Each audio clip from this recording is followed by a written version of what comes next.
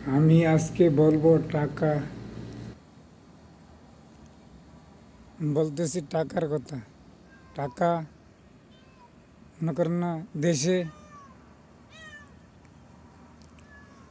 15,000 20,000 টাকা একজন 4জন মানুষের জিনিসপত্রের এমন দাম। 20,000 টাকা দিলেও 3-4জন মানুষের হয় না। সব জিনিসের দাম এমন বাড়ছে। এখন মনে করেন টাকা বস্তা বইরা লিয়ে গেলে জিনিস কিনে আনা যায়। বস্তা ভরা কি টাকা আছে মানুষে কিনবে? আমার মনে করেন আমার ফ্যামিলির ভিতরে বাড়িতে আছে 3জন।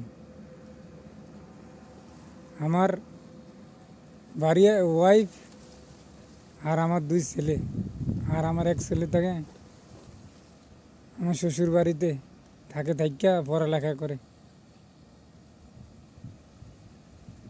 এই 3জন মানুষের, আর আমার মা আছে,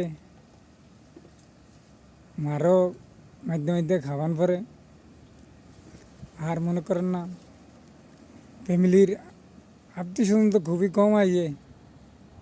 কার বাদ কে বেড়াইতে কে করবো, সব জিনিসপত্রের দাম বুঝেন নাই। তো মাস শেষে 1 কেজি কাঁচামাল কিনতে গেলে 1 কেজি আলু 70 টাকা, মুরগি 180 টাকা। বিভিন্ন সব জিনিসের দাম বেশি দেশে। 20,000 টাকা দিল ফ্যামিলির হয় না 3জন মানুষের। টাকার বস্তা লিয়ে গিয়ে দিদি কিনা যাইতো তো দেশে ভালোই তো, দেশের জিনিসপত্রের লিগে ভালোই তো।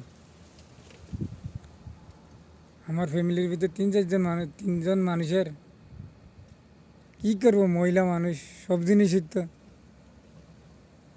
এমন জিনিসের দাম কি কইব আর কি কমু। ইন্ডিয়াতে 700-750 টাকা গ্যাস পাওয়া যায়, আর আমাদের দেশে 1500 টাকা 1600 টাকা লাগে গ্যাসের সিলিন্ডার কিনে আনতে।